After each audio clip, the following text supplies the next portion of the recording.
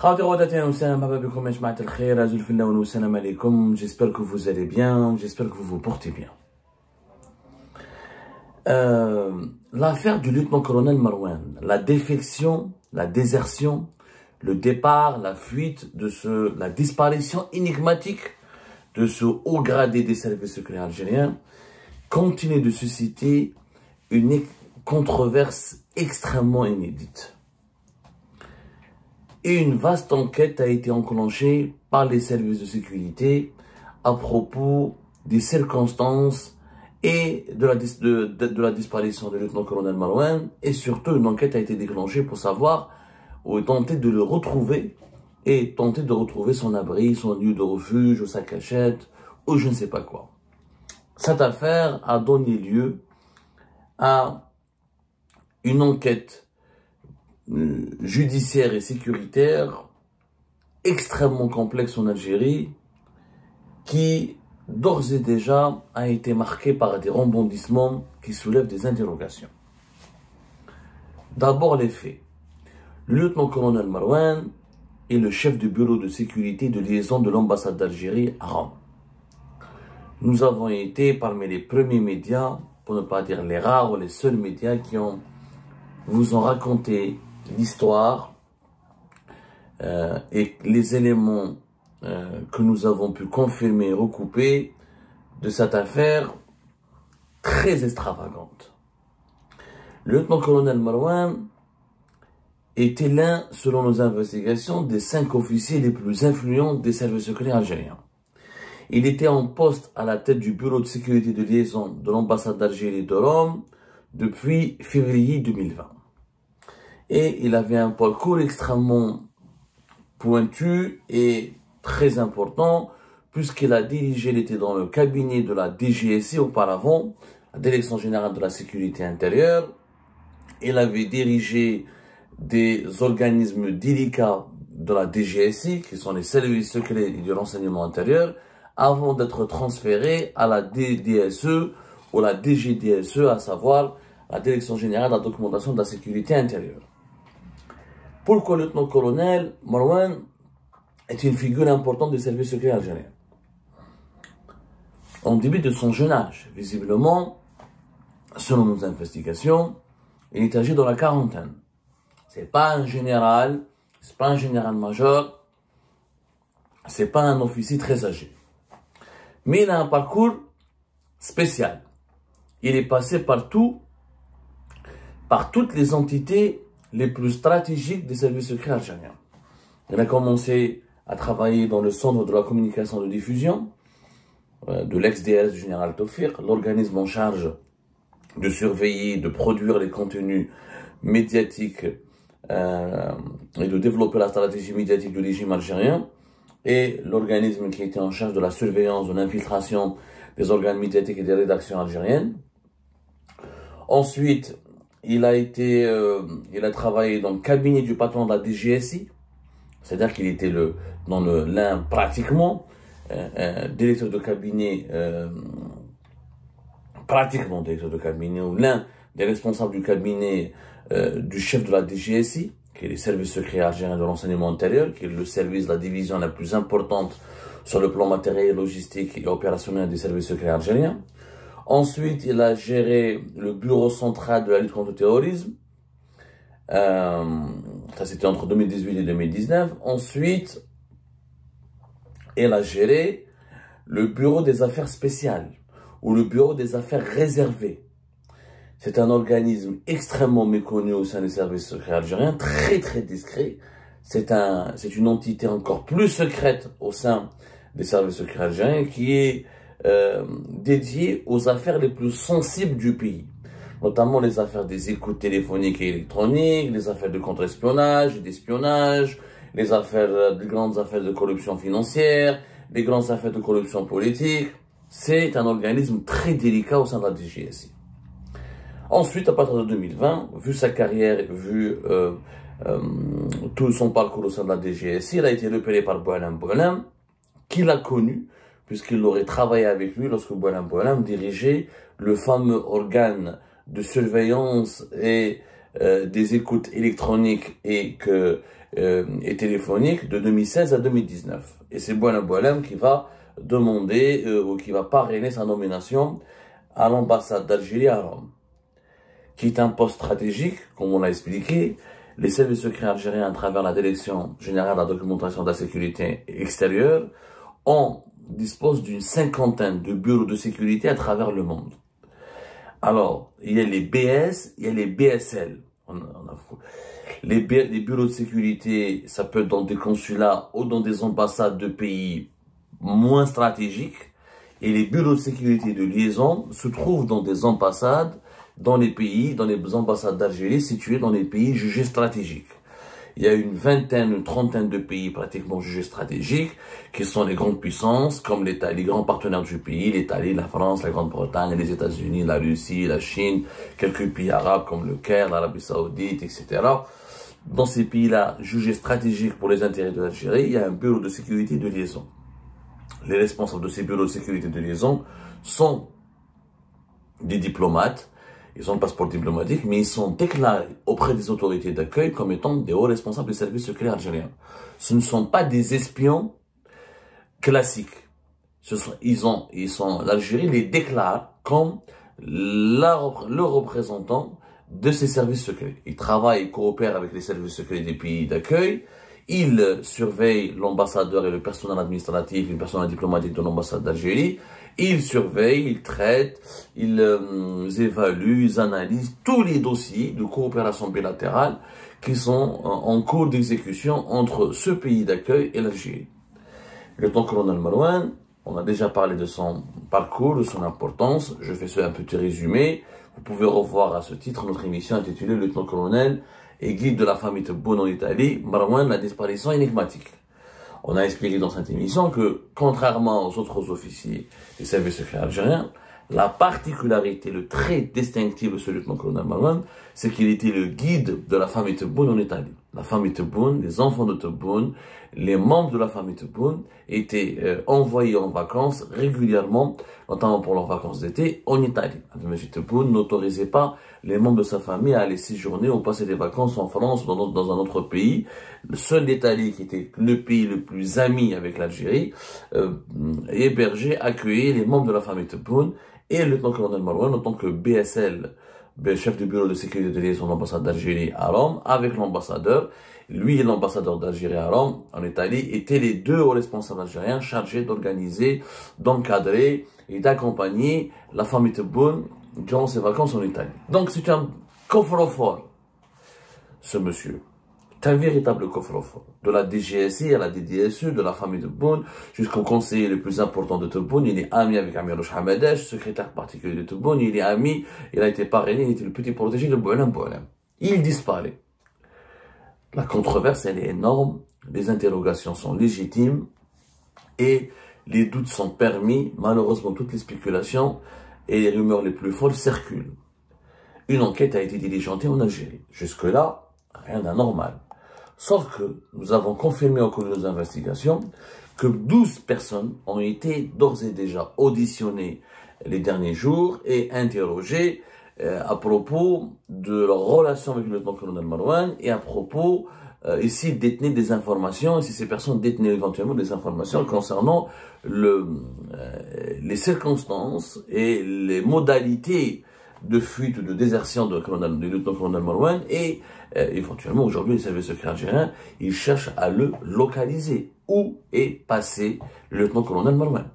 C'est la question à laquelle les services secrets algériens s'attaquent légitimement, parce que ce monsieur est un coffre-fort. Il a des dossiers, il a des documents, il a assisté à des événements, il a connu des personnalités extrêmement importantes. C'est quelqu'un qui a, encore une fois, une connaissance très approfondie des secrets les plus enfuis du pouvoir algérien. Durant ces 5 dernières années, la coopération entre l'État et l'Algérie, par exemple, elle a couvert des domaines très sensibles, sécuritaires, militaires, économiques, sans parler de sa proximité, de ses liens avec la famille Tebboune et les hauts responsables de la présidence algérienne. Donc, il est tout à fait légitime que les services secrets algériens cherchent à le retrouver, à le récupérer et à le localiser. D'autant plus que nous apprenons par plusieurs autres médias, notamment des médias étrangers, et français notamment, que le lieutenant-colonel Marouane aurait déposé une demande d'asile dans un pays européen. En Suisse, alors que d'autres sources disent qu'il est en France.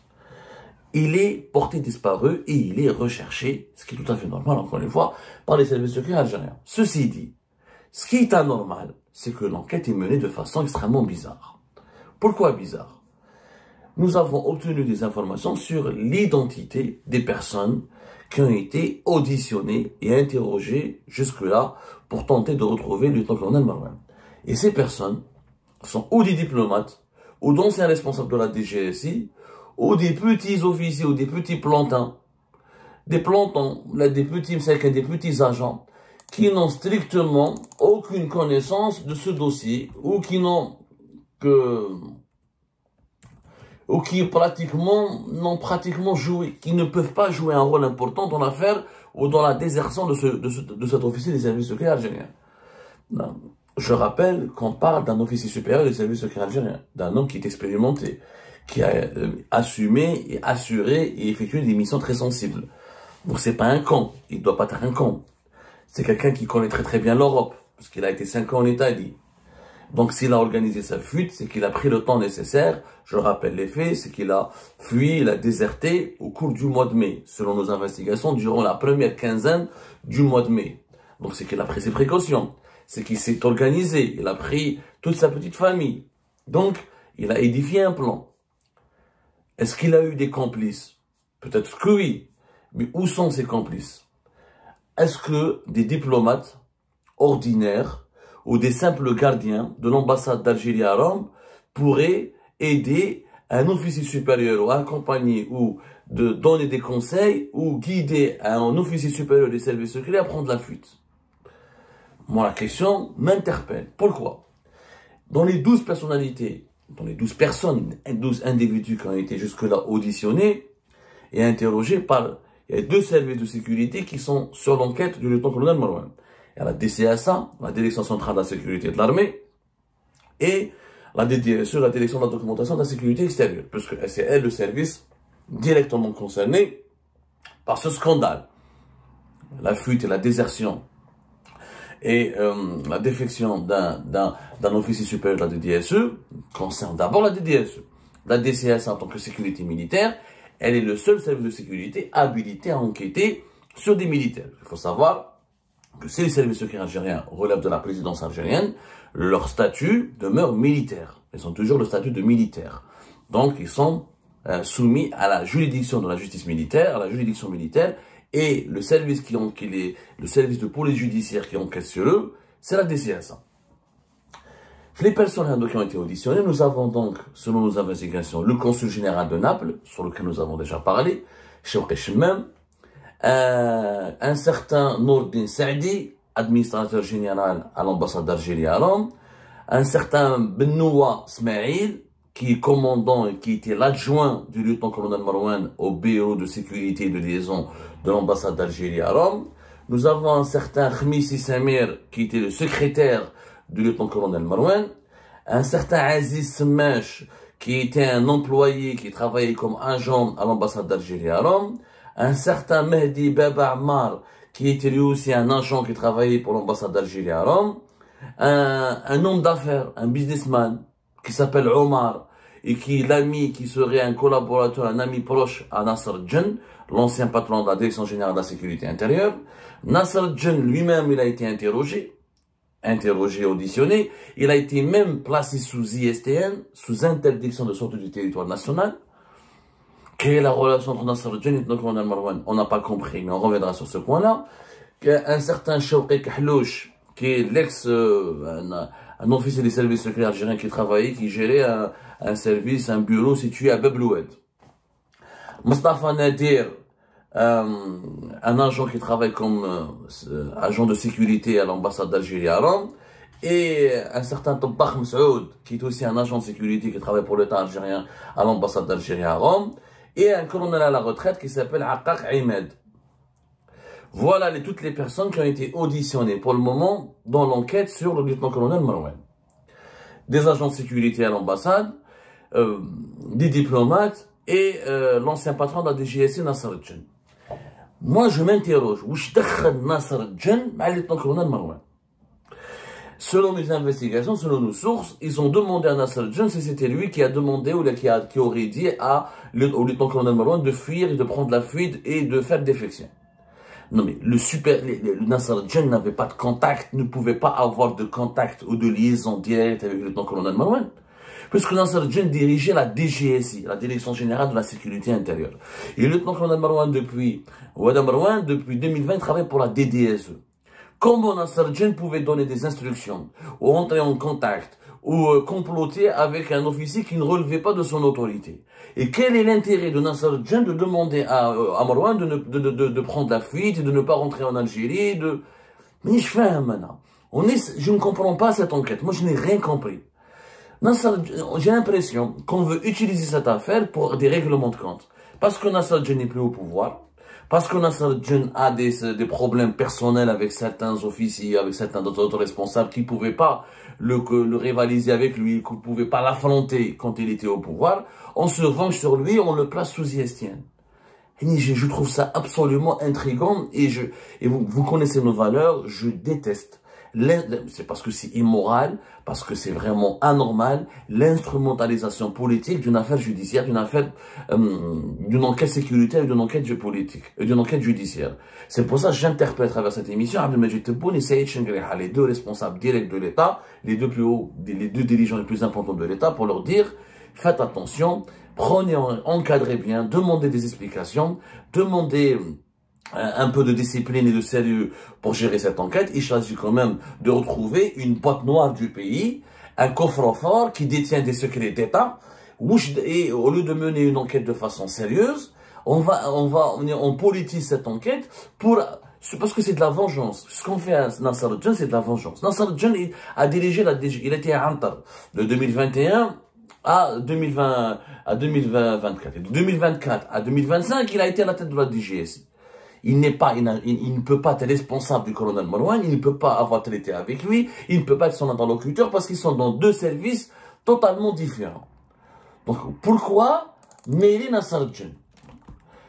Certains sources disent que non, parce qu'il aurait été son ami, il se serait connu, ou d'autres sources disent que pourtant non, il n'était pas son ami, il était son ennemi, chacun... Mais, peu importe ce que racontent les rumeurs, il faut être logique.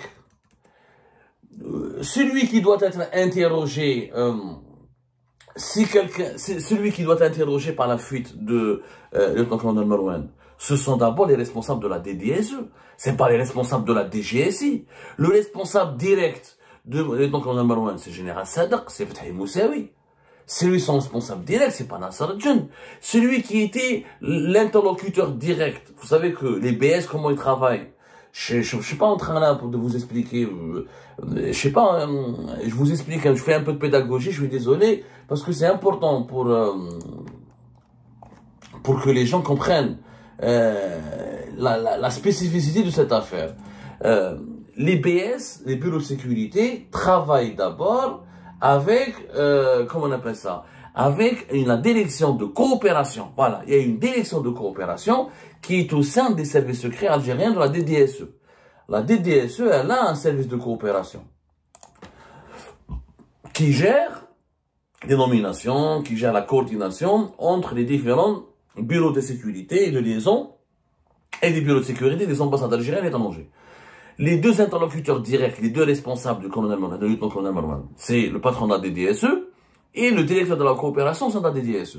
S'il faut interroger des personnes, d'abord, les premières personnes qui doivent être interrogées, ce sont ces deux personnes-là.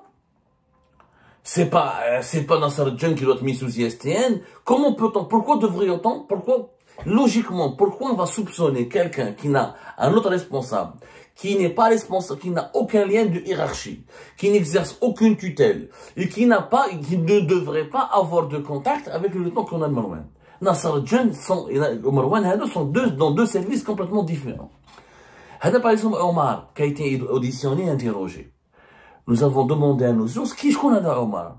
C'est un opérateur économique.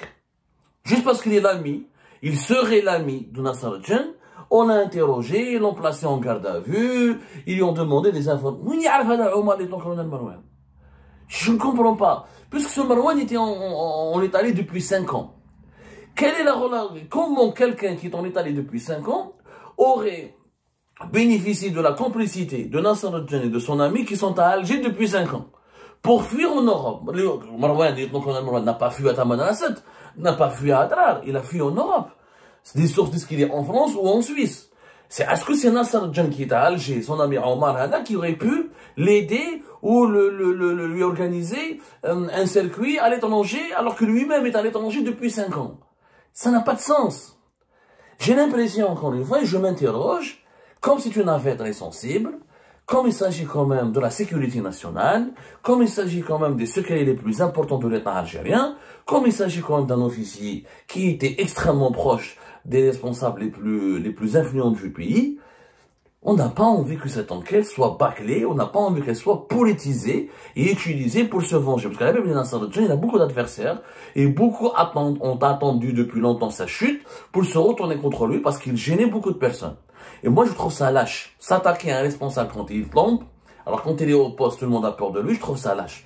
Et de deux, je pense que Nasser al-Djani, on ne devrait pas le toucher à lui, parce qu'on en a marre de ses règlements de compte, on en a marre de ses officiers, de ses responsables des services algériens, ou des généraux, de ses responsables des services de sécurité, ou des institutions sécuritaires les plus sensibles, qui, quand ils travaillent le plus normalement du monde pendant des années, et juste après leur départ, leur limogeage, leur remplacement, ils risquent la prison, ou le contrôle judiciaire, ou les ISTN, ou le harcèlement judiciaire et sécuritaire. C'est une honte.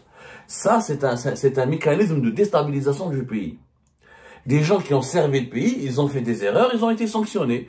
Ils ont été limogés ou remplacés. Ok, mais pourquoi s'acharner contre eux et vouloir absolument leur provoquer des problèmes et remplir encore davantage la prison militaire de Blida, qui est déjà remplie par 228, comme on l'a révélé hier, colonels et généraux? Pourquoi vouloir à tout prix briser la retraite de certains hauts gradés du pays qui, voilà, juste parce qu'ils ont des conflits personnels avec certains responsables du pays. Donc moi, je tire la sonnette d'alarme. Et je demande à Saïd Chengueleha et à M. Abdelmajid Tebboune d'intervenir dans ce dossier pour éviter que cette enquête ne soit détournée de sa vocation et ne soit dévoyée pour être réutilisée ensuite pour alimenter des cabales, des cabales judiciaires et politiques à des fins personnelles. Nasser al-Djani, je sais qu'il a beaucoup d'adversaires. Ces adversaires, s'ils avaient le courage de l'affronter quand il était au pouvoir. Maintenant qu'il n'est pas au pouvoir, utiliser une affaire judiciaire et sécuritaire pour se venger contre lui, je trouve ça lâche. Je ferme la parenthèse. Maintenant, moi je ne suis pas un agent des services secrets. Je ne suis pas un enquêteur, je suis journaliste. Et il se trouve que dans mon métier de journalisme, on fait des enquêtes. Je suis un journaliste d'investigation. Donc, je n'ai pas la compétence d'un enquêteur de la DCSA, ni d'un juge du tribunal militaire de Blida, mais j'ai quand même la compétence d'un journaliste d'investigation. Il y a une logique. La logique voudrait que, si on veut comprendre la vérité, si on veut savoir où se trouve Marwan, le lieutenant-colonel Marwan, pourquoi il a fui, comment il a fui, et qu'est-ce qu'il a emporté avec lui dans sa fuite, et comment il a déserté, qu'il faut interroger? D'abord, les responsables de la DDSE, pour lesquels il a travaillé, avec lesquels il a collaboré. Ensuite, l'ambassadeur d'Algérie à Rome n'a pas été interrogé. Il n'a pas été auditionné. L'ambassadeur, c'est son collaborateur direct.